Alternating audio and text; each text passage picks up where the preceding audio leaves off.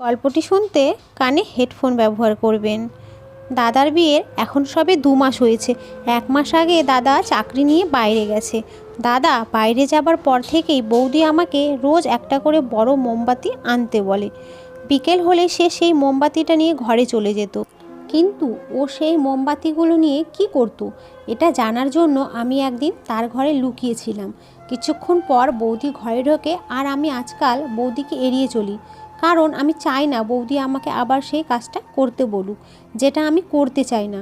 তাই তার জন্য দূরে দূরে থাকতাম, লুকিয়ে লুকিয়ে বাড়ি থেকে বের হতাম যাতে বৌদি বুঝতে না পারে আমি বাইরে যাচ্ছি। কিন্তু আজও আমাকে দেখে ফেললো আর সঙ্গে সঙ্গে একটা কাজ দিয়ে দিল, যে কাজটা আমি একেবারে করতে চাই না। আমি পাড়ার মুদির দোকানে যাচ্ছিলাম, বৌদি আমাকে একটা জিনিস আনতে বলে যেটা আমি আনতে চাই না, কারণ এখন দোকানদাররাও সেটা নিয়ে মজা করতে শুরু করেছিল। কিন্তু বৌদিকে না বলি কি করে? মায়েরও হুকুম ছিল যে দাদা বাড়িতে নেই, তাই তোর বৌদির কিছু দরকার হলে সেটা তোকেই এনে দিতে হবে। তাই আমাকে বৌদির সব কথা শুনতে হয়। আজ আমি আবার দোকানের বাইরে দাঁড়িয়েছিলাম আর দোকান খোলার জন্য অপেক্ষা করছিলাম। যখন দোকানদার দোকান খুললো, আমি গিয়ে বললাম, এই নিন টাকা, আর আমাকে একটা বড় মোমবাতি দিন, সব থেকে মোটাটা দেবেন। দোকানদার হাসতে হাসতে বলে, রোজ এতগুলো মোমবাতি নিয়ে কি করেন?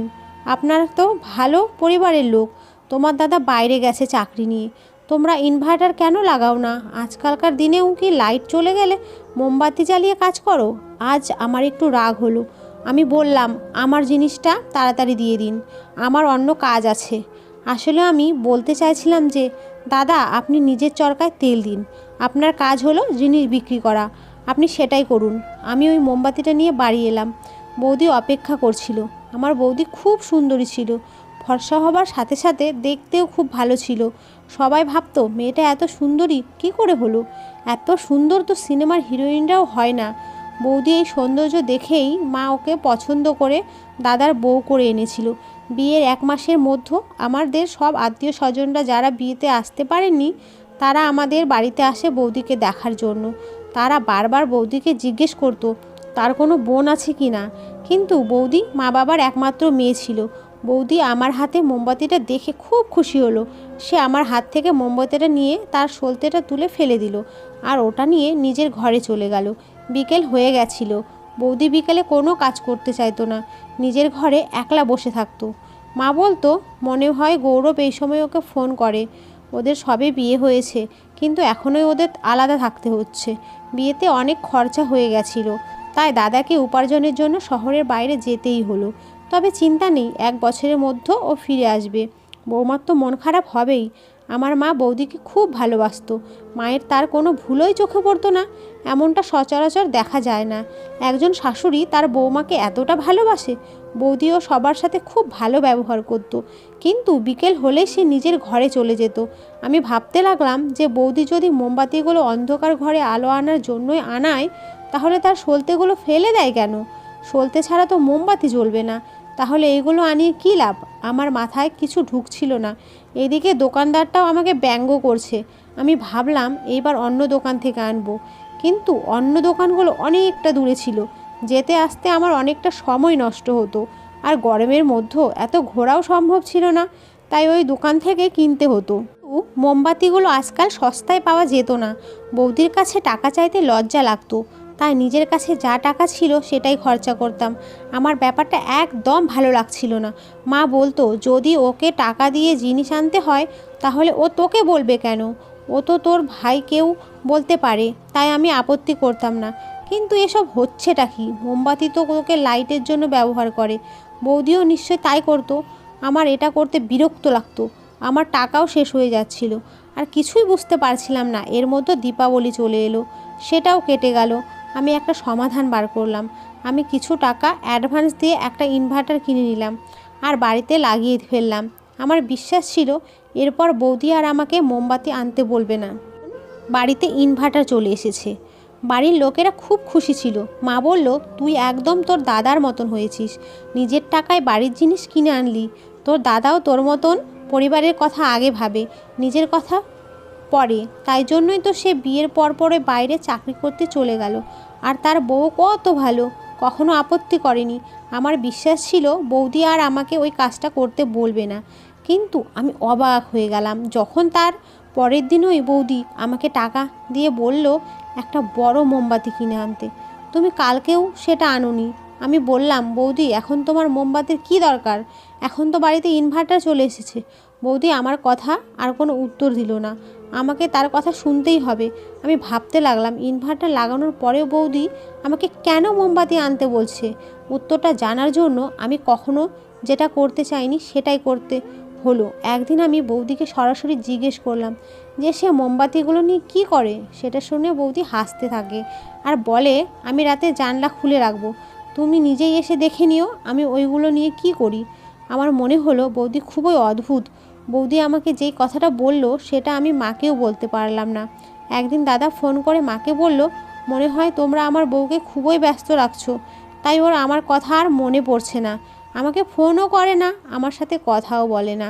আমার মা বলে ও তো বিকেল হলে বাড়ির সব কাজ ছেড়ে নিজের ঘরে চলে যায়, আর বলে ও তোর সাথে কথা বলতে যাচ্ছে, কারণ ওই সময়টা তোর ওখানে সকাল।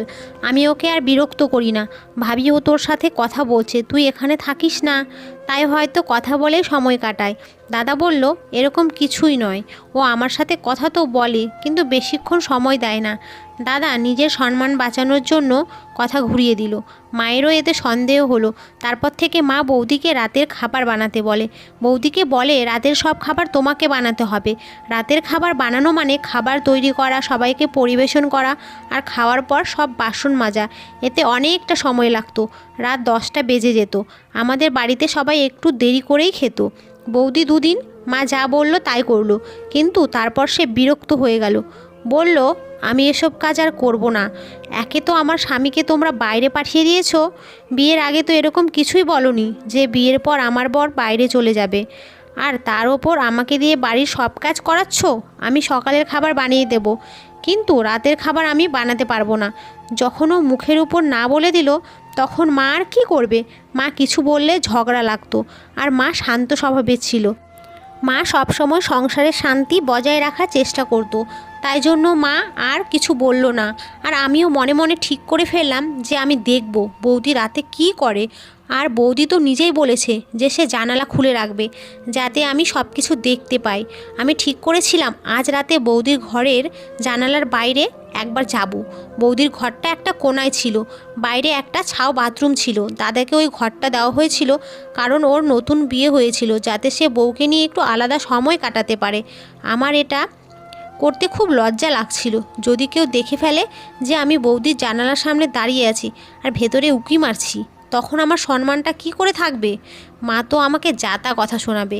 একে তো ওর স্বামী বাড়িতে নেই, তার উপর তুই রাতের বেলা ওর কাছে যাবার কে। আমি আশেপাশে দেখলাম কেউ নেই। তারপর আমি চুপি চুপি বৌদির জানালার কাছে গেলাম আর দেখলাম জানালাটা বন্ধ, কিন্তু ভেতর থেকে একটা অদ্ভুত আওয়াজ আসছিল। শুনে মনে হচ্ছিল বৌদি খুব যন্ত্রণায় আছে। আমি ভাবতে লাগলাম বৌদি কী এমন করছে যেটা তাকে যন্ত্রণা দিচ্ছে। ও তো বলছিল যে জানালা খুলে রাখবে, কিন্তু ও জানালা খোলেনি, তাই আমি ফেরত চলে এলাম। সকালে আমি বৌদিকে জিজ্ঞেস করলাম যে সে রাতে জানালা কেন খোলেনি। তখন সে হাসতে হাসতে বলল, আচ্ছা তুমি দেখতে চলে এসেছিলে, আমি তো মজা করেছিলাম, তোমার লজ্জা লাগবে না আমার জানালা দিয়ে উঁকি মারতে। আমার লজ্জা লাগলো, তা আমি বললাম, না না আমিও মজা করেছিলাম, আমি দেখতে যাইনি। ও হাসতে হাসতে বলল, কোনো ব্যাপার না, আমি জানালা খুলতে ভুলে গেছিলাম। আমার মাথায় কিছু ঢুকছিল না। বৌদির মনে কি চলে সেটা বোঝা মুশকিল। কখনো কোন সিরিয়াস কথা বলে আর তারপর বলে আমি মজা করছিলাম, আবার কখনো কোনো সিরিয়াস কথা বলার পর বলে আমি মজা করছি না। আমার মায়েরও বৌদিকে নিয়ে সমস্যা হতে শুরু করেছিল। মা মাঝে মাঝে বৌদির উপর রেগে যেত। পাড়া প্রতিবেশীদের কাছে বৌদির সমালোচনা করত। প্রতিবেশীরা বলতো যে মা খুব ভাগ্যবতী, যে এমন চাঁদের মতন সুন্দর বৌমা পেয়েছে। আর মা বলতো, আমি কি রূপ ধুয়ে জল খাবো, কিছু গুণও তো থাকতে হবে। অথচ এই মাই আগে বলতো যে বউকে খুব সুন্দর দেখতে হতে হবে যাতে সবাই দেখে মুগ্ধ হয়ে যায়। বাড়ির কাজকর্ম তো আজকাল কোনো মেয়েই তেমন পারে না, বিয়ের পরই সব শেখে। কিন্তু এখন মায়ের চিন্তাভাবনা বদলে গেছিল। বৌদির নিজের তো কোনো বোন ছিল না, তবে ওর দূর সম্পর্কের একটা বোন ছিল যে ওর মতনই সুন্দর দেখতে ছিল। মা আগে বলতো যে তার সাথে আমার সম্বন্ধ করবে, কিন্তু এখন মা মানা করে দিল। আর আমারও কোনো আগ্রহ ছিল না। যদি বৌদি এরকম হয় তাহলে ওই মেয়েটাও এরকম হবে, আর আমি এরকম মেয়ের সাথে সারা জীবন কাটাতে পারবো না। দাদা এখানে নেই, সে যদি জানতে পারে এসব ঘটনার কথা তাহলে তারও খারাপ লাগবে। পরের দিন আমি আবার অপেক্ষা করছিলাম এই ভেবে যে বৌদি হয়তো আজ জানালাটা খুলবে, কিন্তু আজ যখন আমি বৌদির ঘরের দিকে যাচ্ছিলাম তখন আমার মা আমাকে দেখে ফেলে আর জিজ্ঞেস করে, এভাবে কোথায় যাচ্ছিস? আমি বললাম, আমার বন্ধুর ফোন এসেছে, তাই আমি বাগানে যাচ্ছি। মা বলল, কি এমন কথা আছে যে বাগানে গিয়ে বলতে হবে? যা নিজের ঘরে গিয়ে কথা বল। মা আমাকে বকা দিতে শুরু করেছিল। তখন আমি মাকে দেখিয়ে নিজের ঘরে চলে এলাম, কিন্তু মা ঘুমিয়ে পড়ার পর আমি আবার সেখানে গেলাম। এবারও জানালাটা বন্ধ, আর ভেতর থেকে সেই একই রকম অদ্ভুত শব্দ আসছিল। আমি কান করে শুনলাম। শব্দটা শুনে মনে হচ্ছিল বৌদি খুব কষ্টে আছে। ও কি দাদার জন্য কাঁদছে? কিন্তু ওর হাবভাব দেখে তো মনে হয় না যে ওর দাদার জন্য মন কেমন করে। দাদা তো বলে ও আমার সাথে ঠিক করে কথাও বলে না। তোমরা কি ওকে কাজে খুব ব্যস্ত রেখেছো? কিন্তু এমনটা তো নয়। তাহলে এই শব্দগুলো কিসের? এটা আমাকে ভাবায়। কিন্তু পরের দিন আমি বৌদিকে এই ব্যাপারে কিছু বললাম না। ও হয়তো আমার সাথে মজা করছিল। রোজ বলে আমি জানালা খুলে রাখবো, কিন্তু খোলে না, আর আমি চোরের মতন ওখানে যাই। কাল মাও আমাকে দেখে ফেললো। তাই আমি ঠিক করলাম যে এসব কিছুই আমার মাথা থেকে বার করে দেব। ওর জীবন নিয়ে আমার মাথা ঘামানোর কী দরকার? কিন্তু এই দিকে ও জিনিস আমাকে দিয়ে আনাতো। তো আমি কি করব? একদিন দাদার ফোন আসে, আর সে বলে খুব তাড়াতাড়ি 3 মাসের জন্য এখানে আসবে। দাদা ছুটি পাচ্ছে, কারণ যেই শহরেও কাজ করে সেখানের অবস্থা ভালো নয়। দাদাকে খুব তাড়াতাড়ি ফেরত পাঠিয়ে দেওয়া হবে। কিছুদিনের মধ্যেই সে আসছে। খবরটা পেয়ে আমরা সবাই খুশি ছিলাম, কিন্তু বৌদিকে দেখে মনে হলো যে সে খুশি নয়। বৌদি বলে যে দাদা ছুটি পাবে না, আর এখানে আসতেও পারবে না, ওখানে কাজ করতে হবে, আর কাজ না করলে টাকা কোথা থেকে আসবে? মা বলে, তোমার তো খুশি হওয়া উচিত যে তোমার স্বামী বাড়িতে আসছে, তা না তুমি এখন কাজ আর টাকা নিয়ে পড়েছো। আমার বৌদিও মুখের উপর জবাব দিয়ে দেয়, বলে টাকা না এলে এই সংসার কি করে চলবে? আপনার এই ছেলে তো কোনো রোজগার করে না। যেখানে আমি বাড়ি গিয়ে বাচ্চাদের টিউশন পড়াতাম, তাছাড়া আমার পড়াশোনা তখনও শেষ হয়নি, তাই রোজগার কথা আসছে কোথা থেকে? বাবার পেনশন আসতো, আর দাদাই তো গোটা সংসারটা চালাতো। মা কিছু বলতে গেলে কিন্তু আমি মাকে চুপ করালাম। আমি বললাম, বৌদি নিজের আসল রূপটা দেখাচ্ছে, এসব করে বাড়ির পরিবেশ নষ্ট হবে আর মায়ের কোর্ট প্রেশার বাড়বে। মা নিজের ঘরে চলে গেল। আমি খুশি হলাম যে মা আমার কথা শুনে চুপ করে গেল। আমি চাই না বাড়িতে কোনো অশান্তি হোক। বৌদি ছোট ছোট ব্যাপার নিয়ে সমস্যার সৃষ্টি করত। মনে হয় ওর ভালো মানুষের মুখোশটা এবার খুলে যাচ্ছে, আরও আমাদের দেখাচ্ছেও যে কীরকম মহিলা। আমি বৌদির সাথে বেশি কথা বলতাম না, নিজের কাজে ব্যস্ত থাকতাম। ও যখন আমাকে কিছু আনতে বলতো আমি এনে দিতাম। একদিন আমি ফোনে দেখতে দেখতে ওর ঘরের সামনে দিয়ে যাচ্ছিলাম। যখন বৌদি আমাকে ইশারা করে আমি ঘরের ভেতর চলে যাই। আমি ভেবেছিলাম ও আমার সাথে মজা করছে। আমি ফেরত যাচ্ছিলাম, কিন্তু হঠাৎ করে আমি থমকে দাঁড়ালাম। বৌদির ঘরে জানালা খুলে দিয়েছে, তার মানে ও আজ মজা করছিল না। জানালা খোলা আছে, আর আমি ভেতরে উঁকি মেরে দেখতে পারি। আমি এই সুযোগটা হাতছাড়া করতে চাই না। বৌদির দুর্বলতা যদি আমি জানতে পারি তাহলে আমি মাকে বলে দেব, আর দাদাকেও। বৌদি নিজেও জানে না আজ ও কত বড় ভুল করে ফেলেছে। আজকাল আর আমি বৌদিকে সম্মান করতে পারি না। ও আমার মায়ের সাথে ঝগড়া করতো, আর আমার সেটা ভালো লাগতো না। আমি জানালার দিকে এগোতে লাগলাম। আমারও ভয় লাগছিল এই ভেবে যে ভেতরে কি দেখব। জানালা খোলা ছিল, আর ঘরের ভেতর আলো জ্বলছিল। দেখার জন্য আমি জানালার ভেতর উঁকি মারলাম। প্রথমে ভেতরের দৃশ্যটা আমি ঠিক করে দেখতে পাচ্ছিলাম না, কিন্তু যখন দেখতে পেলাম আমার চোখ ছানা বড়া। এখন আমি বুঝতে পারলাম বৌদির যন্ত্রণা কেন হতো। কারণ বৌদি মোমবাতিটাকে গলিয়ে নিজের মুখে আর হাতে লাগাচ্ছিল। গরম গরম মোমবাতি লাগিয়ে যখন সামনে বসেছিল তখনও খুবই ভয়ঙ্কর লাগছিল। বৌদিও আমাকে দেখে ফেলে যে আমি জানালা দিয়ে উঁকি মারছি। ও অদ্ভুতভাবে আমার দিকে তাকিয়ে রইল। আমি ভয় পেয়ে ওখান থেকে চলে গেলাম। সকালে বৌদিকে জিজ্ঞাসা করলাম যে সে এমনটা কেন করছিল। ও বলল, তোমার কি মনে হয় আমি এত সুন্দর দেখতে কেন? আমি রোজ রাতে নিজের মুখে আর হাতে মোমবাতি লাগাই। কাল আমি সেটাই করছিলাম। মোমবাতি লাগিয়ে আমার চামড়া থেকে সব ময়লা উঠে যায়, আর তাই জন্যই আমি এত সুন্দর। আমার মনে হলো বৌদির মাথা খারাপ হয়ে গেছে, তাই আমি আর কথা বাড়ালাম না।